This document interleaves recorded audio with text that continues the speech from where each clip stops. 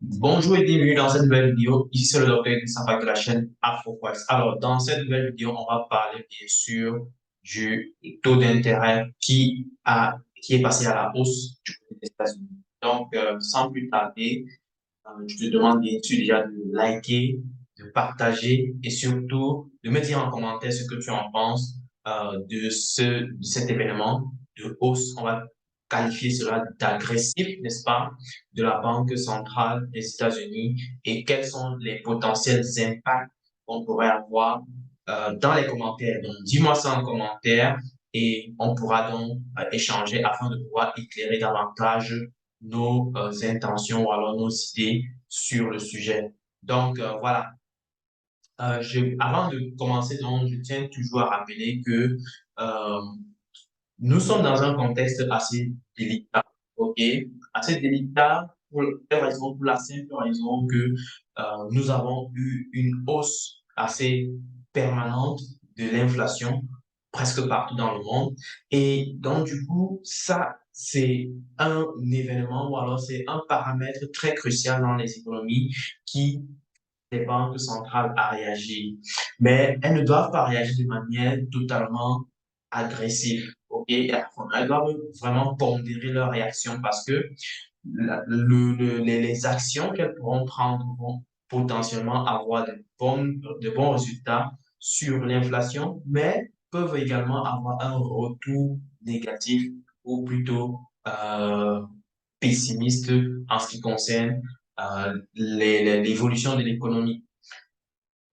Pourquoi est-ce que je dis cela? Ce qui se passe en fait, c'est que en général, on utilise les taux d'intérêt du côté, du côté des banques centrales pour pouvoir contrôler en fait l'inflation, pour pouvoir maintenir l'inflation bas. Ça, c'est l'outil principal qu'utilisent les banques centrales pour pouvoir, bien sûr, combattre l'inflation. Donc, ce qu'on va faire, c'est augmenter les taux d'intérêt afin de pouvoir s'assurer que on ait une inflation qui commence à partir à la baisse. Et vous avez certainement écouté les dernières vidéos que j'ai publiées concernant la Fed, concernant même le Canada, sur le sujet de la hausse de l'inflation. Je crois que les banques centrales sont essentiellement hawkish, c'est-à-dire elles sont un peu dans une optique où ils doivent absolument continuer à augmenter les taux d'intérêt tant qu'ils ne voient pas une sorte de décélération de, de l'inflation. OK? Donc, je vais ici partager mon écran rapidement, qu'on essaie de regarder des petites choses qu'on a eues et bien sûr, on va essayer de voir les impacts qu'on a bien eu du côté des États-Unis et bien sûr, on va aussi regarder les impacts sur les cryptos. Alors, ce qui est d'entrée de jeu, c'est que on a eu une augmentation de quasiment 75 points base. On est parti de 2,50% d'espace, vous voyez mon écran, à 3,25. Donc, hausse plutôt assez importante qui a été prise, qui a été qui s'est traduit en fait sur les marchés par une hausse spectaculaire du dollar américain. Ça, on peut le voir ici, n'est-ce pas? Le dollar américain avait atteint les 111 hier, 111, enfin le DXY, le dollar américain. On a atteint les 111 et là, actuellement, il est en train de poursuivre sa chute, sa hausse, pardon. Il est en train de poursuivre sa hausse et est-ce qu'il va s'arrêter d'ici là?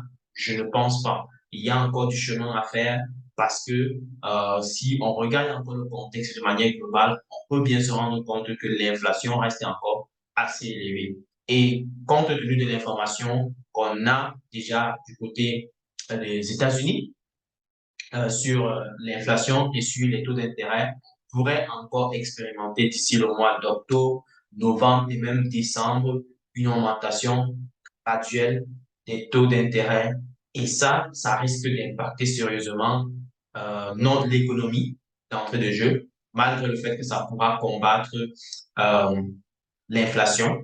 Et je pense que Jerome Powell, le gouverneur de la Fed, la Banque centrale des États-Unis, a dit quelque chose d'assez intéressant qu'il fallait décrypter. Il a dit ceci, on ne pourra pas passer cette série d'augmentation des taux d'intérêt, ou alors on ne pourra pas, là je le traduis, hein, on ne pourra pas combattre l'inflation sans avoir des effets nuisibles. Qu'est-ce que ça voudrait dire par là?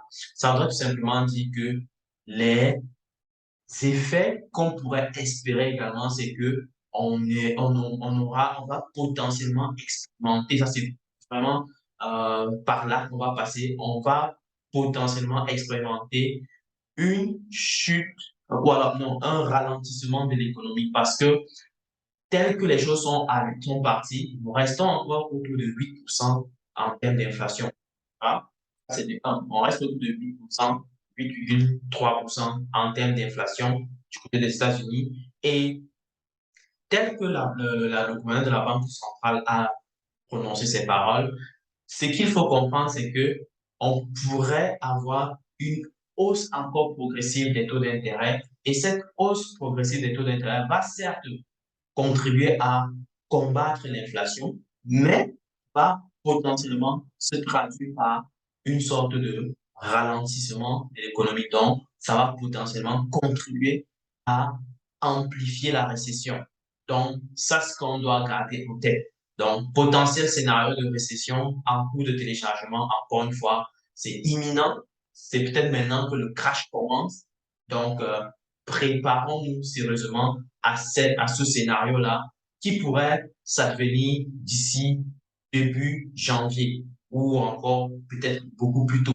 Donc, ça, c'est ce qu'il faut garder en tête, n'est-ce pas? Maintenant, que peut-on dire du marché des cryptos? OK?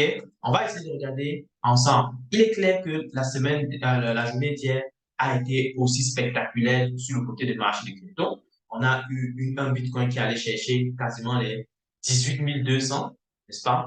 Donc, aujourd'hui, c'est un peu moins tendu. On a eu un Bitcoin qui allait chercher les 18 200 à la journée d'hier et un Ethereum qui allait chercher quasiment les 1200, n'est-ce pas? 1250. OK. On a un Cardano qui a également chuté alors qu'il avait commencé à expérimenter une sorte de hausse, n'est-ce pas? On a un Cardano qui est revenu chercher les 0,42. On a un Ripple qui est en train d'expérimenter actuellement une hausse progressive, plutôt contraire à ce que on espérait. C'est beaucoup plus lié aux effets de progression qu'on a pu observer récemment en termes d'avancée sur leur dossier à la cour avec la SEC. Donc, c'est peut-être raison là, c'est le rationnel qui se cache derrière et qui éventuellement est en train de donner raison progressivement à Ripple, qui encourage peut-être les personnes qui s'intéressent à Ripple à investir sur cette période-ci. Donc, voilà pourquoi on a un effet contraire sur Ripple comparé à ce qu'on observe dans l'ensemble sur le marché. Donc, Ether classique, pareil, a chuté, revenu chercher les 25-28 $ au cours de la journée dernière. Ça, c'est pour vous donner un peu un ordre d'idée de ce qui se passe actuellement sur les cryptos. Et on peut bien voir que le sentiment de marché, n'est-ce pas, est assez bas sur les cryptos. On est clairement au niveau des 22, donc on est dans un contexte d'extrême peur. Donc, qui dit extrême peur dit beaucoup de personnes ne sont pas intéressées à acheter. De toute façon, quand on parle d'extrême peur, ça traduit le fait que les crypto-monnaies sont en train de chuter. Donc, on doit clairement se préparer soit à acheter à de bons prix, soit à clôturer des positions qui sont déjà là et qui peut-être ne vont pas être de retour de sitôt, n'est-ce pas? Et qui sont bien sûr dans nos marges de perte maximale. OK? Donc, ça, c'est ce que on doit garder en tête pour le Bitcoin et bien sûr pour les altcoins. Donc, de manière globale, voilà un peu la situation. Et donc, qu'est-ce qui va se passer éventuellement pour les semaines à venir? Ce qui va se passer, c'est qu'on va devoir maintenant suivre les informations sur les taux d'inflation qui vont venir. Est-ce que la série d'augmentation qu'on a pu voir déjà commence à impacter l'inflation? On va essayer de suivre la progression de l'inflation mensuelle et l'inflation annuelle sur les périodes qu'on a déjà expérimenté la hausse des taux d'intérêt. Voir si au cours de cette période-là, l'inflation commence à manifester clairement une sorte de chute. Éventuellement, on va considérer de regarder, bien sûr, l'inflation du côté, enfin, l'inflation qui va être publiée d'ici les semaines prochaines. Hein. Et donc, ça nous permettra de voir si clairement les décisions prises par les banques centrales sont en train d'avoir des effets, les gars, sur l'économie. Il se trouve que du côté du Canada, on commence à avoir quelques plutôt très encourageants. Ça voudrait dire que éventuellement, la Banque centrale du côté du Canada pourrait commencer à modérer son approche d'augmentation des taux d'intérêt. Donc, on ne pourrait que expérimenter des 75 points bas éventuellement. Ça encore, c'est à voir, n'est-ce pas? Donc, on doit rester très, très concentré parce qu'il y a pas mal de choses il y a pas mal de choses qui sont en train de se passer sur les marchés, et que ce soit sur le marché du Forex, que ce soit sur le marché des cryptos, que ce soit sur le marché des actions, ça bouge très fort. Le risque est à la hausse, n'est-ce pas? Donc, vous pouvez voir que le Nasdaq, par exemple, pour la journée d'aujourd'hui, perd 1%, 1,22. La journée d'hier, elle était en train de perdre elle avait perdu quand même assez, c'est-à-dire près de 3%, n'est-ce pas? Donc, du coup, voir qu'elle continue sa chute. Donc, voilà un peu de manière globale ce qu'on peut dire sur les marchés actuellement. Dis-moi en commentaire ce que tu en penses. Dis-moi en commentaire euh, ce que tu pourrais suggérer en complément de cette vidéo. Et ça nous permettra bien sûr d'avoir une meilleure lumière, une perception beaucoup plus complète de ce que j'essaie d'apporter comme information. Surtout, partage ceci au maximum, n'est-ce pas? Partage ceci au maximum. C'est ensemble que nous pourrons impacter la communauté. Donc, voilà, je te remercie encore d'avoir regardé cette vidéo et je te dis tout simplement à très, très bientôt pour une prochaine vidéo. Ciao!